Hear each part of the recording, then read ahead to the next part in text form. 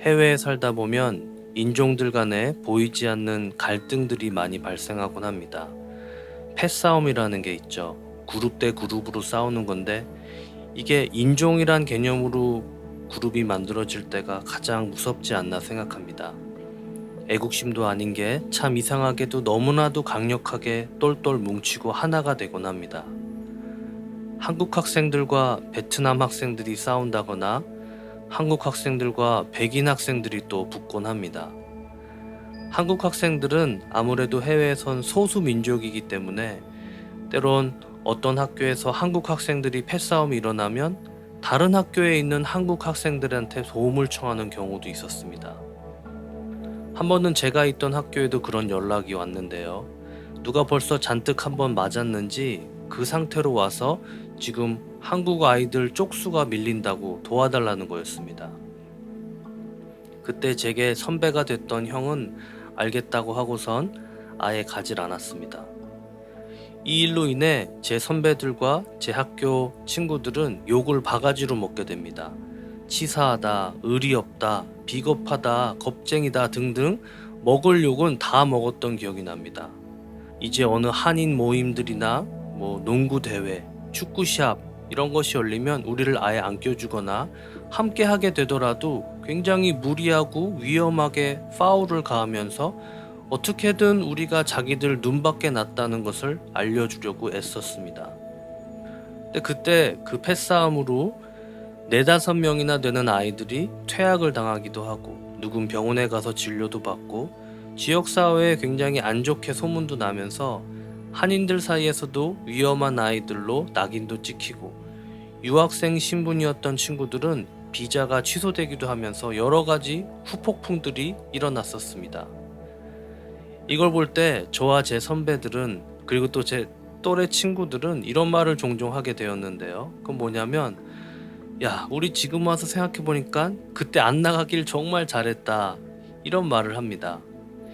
비록 우리가 욕을 한 바가지 먹고 농구할 때도 아주 우리를 죽이고 싶어 안달이 난 듯 우리에게 파울을 하고 위험하게 덤벼들곤 하지만 그럼에도 불구하고 우리가 그때 안 나간 건 지금 와서 생각해보면 정말 잘한 것 같다라는 겁니다. 우리 삶 가운데도 이런 것들이 있지 않나요? 그 당시는 힘들고 어렵고 부당한 대우를 받고 정말 내가 이게 받아들여지지 않는 일들로 여겨지지만 시간과 세월이 조금 지나고 되돌아보면 그 과정이, 그 선택이, 그 고통이 또 이해되어지고 심지어는 필요했었다고 생각도 하게 되곤 합니다. 영어로 이런 말이 있는데요. It served a good purpose. 좋은 목적을 위해 이 일이 한 몫을 했다는 것입니다. 비록 욕을 먹었지만, 비록 왕따를 당했지만, 심지어는 친구들도 좀 잃게 되었지만 It served a good purpose. 언제부터인가 이 모든 것은 좋은 목적을 위해 한 몫을 한 것들로 보이기 시작했다는 것입니다. 왜냐하면 그 이후로는 그 어떤 패싸움에도 저희를 부르지 않았기 때문입니다. It served a good purpose. 시편 119편 71절을 보시면 고난당한 것이 내게 유익이라 이로 인하여 내가 주의 율례를 배우게 되었나이다. It was good for me that I had been afflicted, that I might learn thy statutes. afflicted, 괴로워하고 고통받고 고민하는 이라는 뜻입니다. 그러니까 괴로워하고 고통받고 고민하는 그 때들, 그 순간들, 그 사건들, 그 아픔들, 그 상처들, 그 고생들이 지금 이제 와서 되돌아보니 It was good for me. 나에게 유익하였다라는 겁니다. 즉, It served a good purpose. 더할 나위 없이 좋은 목적을 이루는데 한 몫을 했다는 것입니다. 성경은 이걸 다른 말로 선을 이루다라고 표현하곤 합니다. 우리가 알거니와 하나님을 사랑하는 자, 곧 그 뜻대로 부르심을 입은 자들에게는 모든 것이 합력하여 선을 이루느니라. 이게 참 우리가 자주 인용하고 자주 붙들게 되는 성경 구절이죠. 너무 소망이 되고 위로가 되기도 합니다. 왜냐하면 We know that God causes all things to work together for good. 우리는 안다는 거예요. We know. 하나님이 허락하시고 일어나게끔 하시는 모든 것들이 결국 서로 합력하여 work together, 선을 이룬다는 것입니다. 하지만 이 구절은 사실 굉장히 무서운 구절이기도 합니다. 왜냐하면 우리 인간은 결과만을 보고 살진 않기 때문입니다. 누가 만약에 야, 너 내가 하라는 대로 다 하면 이 사탕 줄게 라고 말할 때 아무 질문도 없이 덥석 알겠어 라고 말하는 사람은 아무도 없을 것입니다. 보통 나한테 하라고 할 것이 뭔데? 라는 그 과정을 물어보게 되죠. 넷플릭스의 오징어 게임이라고 전 세계적으로 열풍을 일으킨 TV쇼가 있었습니다. 이 오징어 게임에 참여하는 사람들에게 어떤 게임들을 치르게 될 것인지, 어떤 과정들을 밝혀되고 어떤 룰이 적용되는지 일일이 다 알려주고 이 게임에 참여하게끔 하나요? 그렇지 않죠. 오징어 게임에 참여하는 사람들은 다 무언가에 이끌려 참여하게 된 건가요? 456억이라는 상금에 이끌려 참여하게 됩니다. 바로 돈에 이끌린 겁니다. 이 세상이 우리를 유혹하는 방법이 그렇습니다. 무언가에 이끌리게 만듭니다.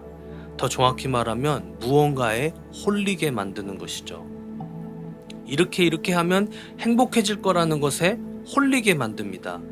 때론 그걸 명품백으로 삼기도 하고 외제차로 삼기도 하죠. 또는 멋진 집, 또는 남들 다 하는 취미와 놀이거리들을 다 하게끔 만듭니다. 이렇게 해야만 행복한 거라고 우리에게 마치 주문을 걸어 놓은 듯 많은 경우 우리들은 그것에 고스란히 이끌려 살게 된다는 것입니다. 이렇게 하면 내 자식들이 명문대를 가게 되고 내 자식들이 가장 멋진 인생을 누리게 될 거야 라는 그 방식을 채택하게 만듭니다. 심지어 아이들이 코피가 나도, 아이들이 너무 피곤하고 힘들다고 해도 아니야, 해야 돼. 남들 다 하는데 왜 너만 그러니? 이렇게 해야지 좋은 대학 가는 거야. 이렇게 해야지 성공하는 거야. 라며 아이들을 계속하여 푸시하고 부모의 욕심을 채우고자, 또는 부모의 못다 이룬 꿈을 아이를 통해 실현시키고자 자식들에게 무리한 요구를 계속하여 해나갑니다.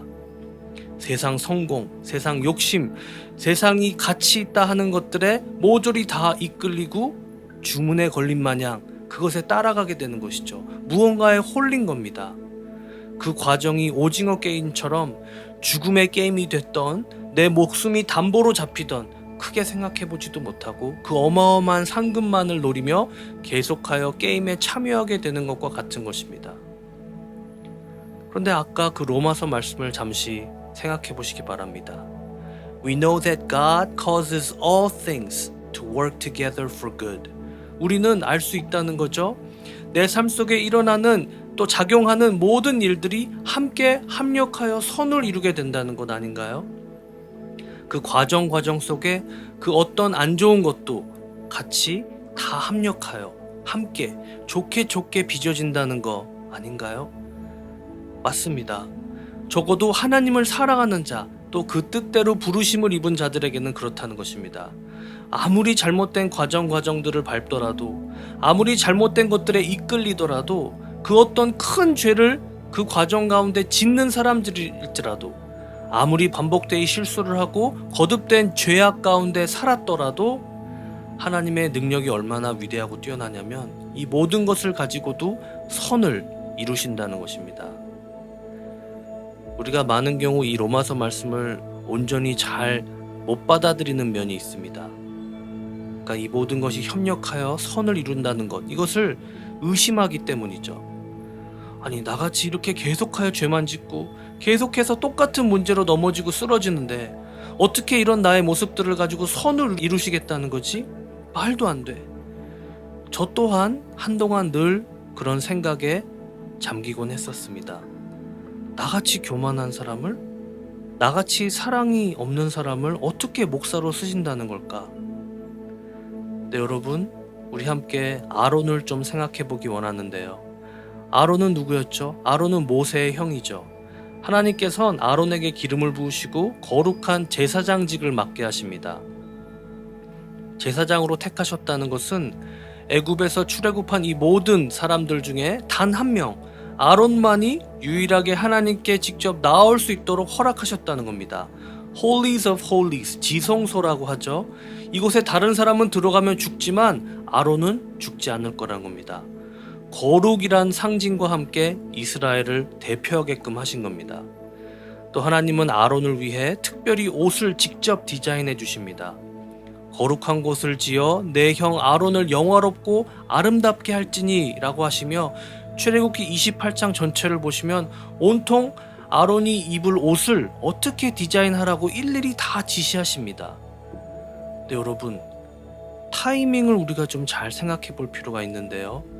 하나님께서 이제 아론을 이렇게 택하시고 모세게끔 임명하라 하시면서 옷까지 다 일일이 디자인해 주시고 계실 때가 언제였냐면 모세가 시내산에서 십계명을 받으러 올라갔을 때였습니다.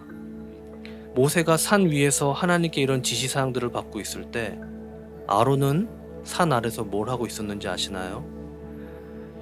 이스라엘 백성들로부터 금 귀걸이든 몸에 치장하는 어떤 금 액세서리든 뭐든 금이란 건 다 모아서 그걸 모조리 다 녹여 금송아지를 만들게끔 지시하고 있었습니다. 또 이들로 하여금 금송아지 신상 앞에 싹 다 홀라당 옷도 벗어버린 채 춤을 추고 음란 행위들을 벌이고 있었다는 겁니다. 우리가 자꾸 하나님의 계획하심, 하나님의 뜻, 하나님의 비전, 우리를 향하신 목적 이런 걸 우리가 너무 남발하는데요. 하나님의 계획은 이 정도입니다. 이런 행위를 현재 진행형으로 하고 있는 그 와중에도 하나님은 아론을 향해 세밀하고 아름다운 계획을 갖고 계셨습니다. 아름답고 영화롭게 하시고자 직접 옷을 디자인하고 계신 분이셨다는 것이죠. 겉옷의 줄무늬부터 속옷까지, 머리에 쓰일 관과 허리에 동일 띠까지 특정 실과 그 색상까지 다 정해주셨습니다. 금실과 청색실과 자주색실과 홍색실과 가늘게 꼰 모시실로 정교하게 감을 짜서 에봇을 만들라고 하십니다. 옷에 보석까지 들어가고 고리들을 순금으로 만들라 지시하십니다. 근데 여러분, 이게 누굴 위한 거라고요? 지금 바로 이 와중에 금송아지를 숭배하며 벌거벗고 음란 행위를 하게끔 한 아론을 위한 것이었습니다. We know that God causes all things to work together for good. 우리는 알 수 있습니다. 우리 삶 속에서 일어나고 작용하는 모든 일들이 함께 합력하여 선을 이루게 된다는 것을요. 이런 아론의 모습도 그럼 포함되는 걸까요? 저와 여러분의 죄악된 모습들, 내가 계속하여 하나님 앞에 이젠 회개로조차 아르기 힘들고 죄송하고 괴로운 그 내용들까지 다 포함되느냐 하는 겁니다. 네, 그렇습니다. 이 모든 것이 다 합력하여 선을 이루어 나가십니다. 아론은 대제사장으로 역할이 주어지는데요. 그 직책의 역할은 화목제의 역할이었습니다. 즉, 화목하게 하는 직분이라는 겁니다. 죄가 있는 이스라엘 백성과 죄가 없으신 하나님을 연결해주는 그 중간 역할자와도 같은 것이었습니다. 고로 아론은 이스라엘 백성들의 입장과 처지를 잘 이해하고 그들을 대표하여 하나님께 제사를 드리는 자였습니다. 다시 말해 이스라엘 온 백성의 죄를 속하는 제사를 드리는 것이었습니다.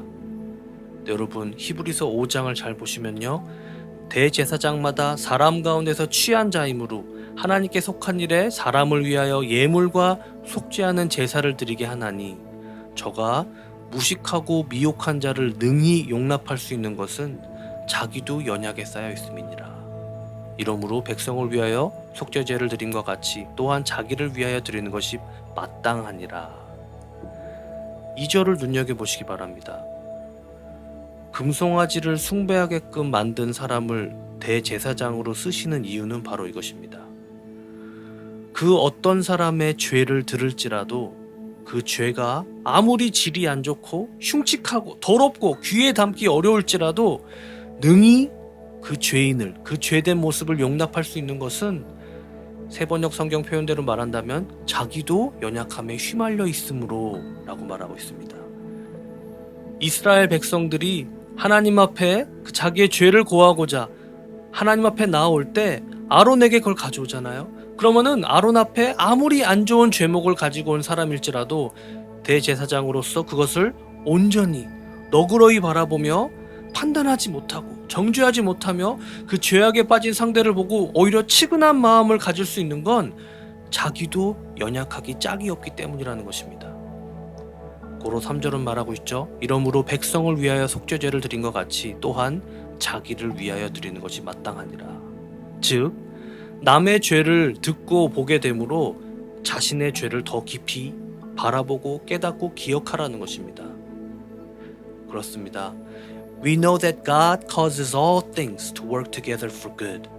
우리 삶 속에서 일어나는 모든 것들이, 심지어 나의 죄악된 실수들, 죄된 습성들, 나의 반복되는 그런 모든 것들에 있어서도 다 합력하여 선을 이룬다는 것.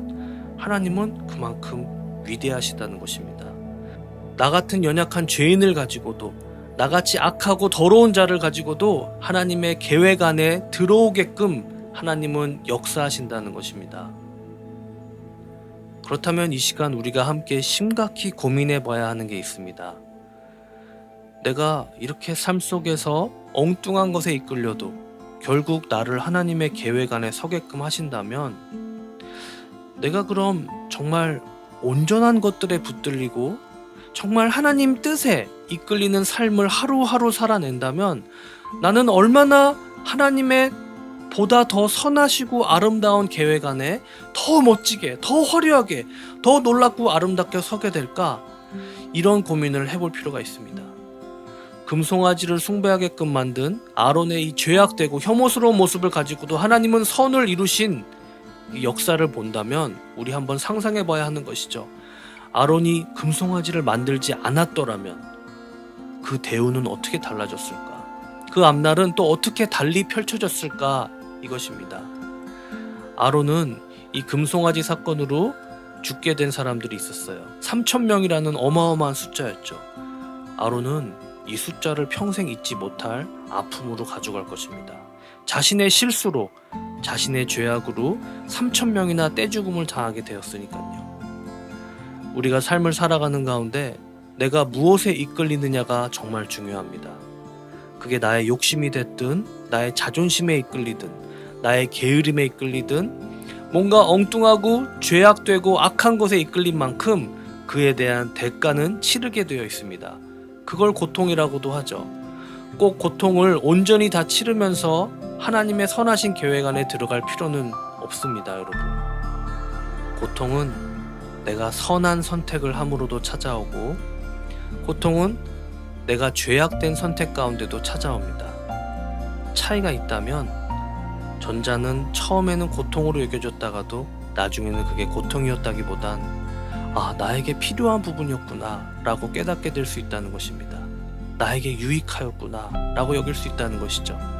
마치 패싸움에 휘말리지 않기로 함으로 특정 고통은 우리에게 임했지만, 결과적으로 지난날 되돌아볼 때 그 선택은 잘한 선택이었고, 그 선택으로 인해 도리어 더 많은 패싸움들을 피해갈 수 있던 계기가 되었던 것처럼 말이죠. 하지만 나의 죄악된 선택 가운데 찾아오는 고통은 말 그대로 고통 그 자체입니다. 내가 반드시 치러야 하는 대가인 것이죠. 내가 무엇에 이끌리느냐에 따라 나의 고통은 실제 고통으로 남는지, 아니면 고통이 완전히 달리 해석되기 시작하는 것입니다. 고난당한 것이 내게 유익했구나.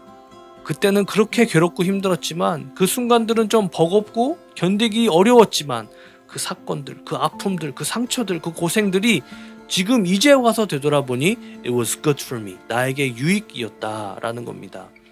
It served a good purpose. 더할 나위 없이 좋은 목적을 이루는데 한 몫을 했다는 것입니다. 무엇에 난 이끌리냐? 이것이 중요합니다. 이것을 바로 목적이라고 하는데요. 나는 목적에 이끌린 삶을 살고 있나? 하나님이 내게 제시하시는 삶의 목적은 무엇인가? 이 고민으로, 이 묵상으로 이어져야 합니다. 이 부분을 수시로 내 자신과 싸움하듯, 씨름하듯 임하지 않는다면 우린 늘 엉뚱한 것들에 이끌리고 맙니다. 그리고 결과적으로 대가를 치러야만 하는 고통을 마주하게 되는 것이죠.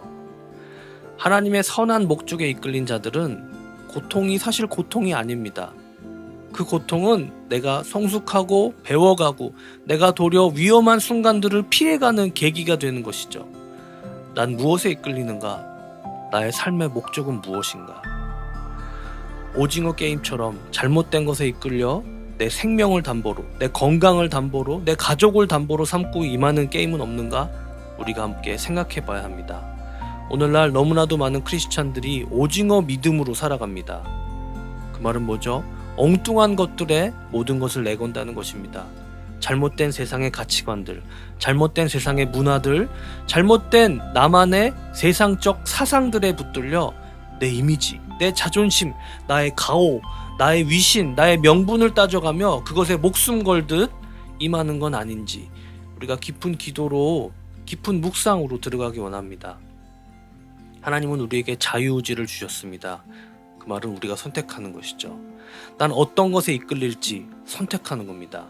나의 삶은 하나님의 뜻에 이끌릴지 아니면 나의 뜻에 이끌릴지 내가 선택하는 겁니다. 그 선택에 따라 고통은 정해집니다. 고통 같지 않은 고통이 정해질지 아니면 고통다운 고통이 정해질지는 나의 자유의지의 선택에 달렸다는 것입니다.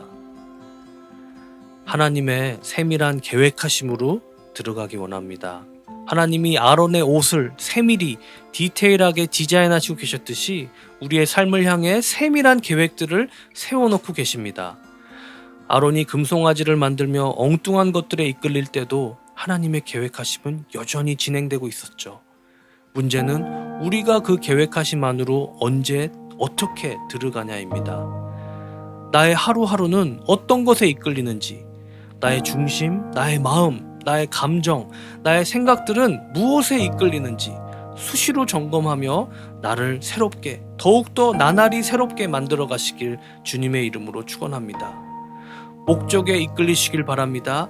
In the near future, 가까운 앞날에, 혹은 in the latter days of my life, 나의 먼 훗날에서 특정 시점에 서서 지나온 나날들을 되돌아볼 때 나의 어떤 선택들과 어떤 결정들에 있어서 it was good for me, 나에게 유익이었다 라고 볼 수 있을까요? 즉, it served a good purpose, 더할 나위 없이 좋은 목적을 이루는데 한 몫을 했다 라고 볼 수 있는 순간들이 많기를 간절히 소망합니다. 우리가 때론 삶 속에 일어나는 과정들이 이해가 안 돼도 하나님의 뜻에, 그 계획에, 그 목적에 붙들려야 합니다. 사실 이해가 안 되는 건 당연한 겁니다. 하나님은 우리와 같지 않으시니까요. 우리보다 월등히 뛰어나신 위대하신 분이십니다. 우리는 그분께 이끌릴 뿐입니다. 하나님의 목적에 이끌리는 저와 여러분 되시길 주님의 이름으로 축원합니다. 내 생각은 너희 생각과 다르며 내 길은 너희 길과 달라서 하늘이 땅보다 높음같이 내 길은 너희 길보다 높으며 내 생각은 너희 생각보다 높으니라. 아멘.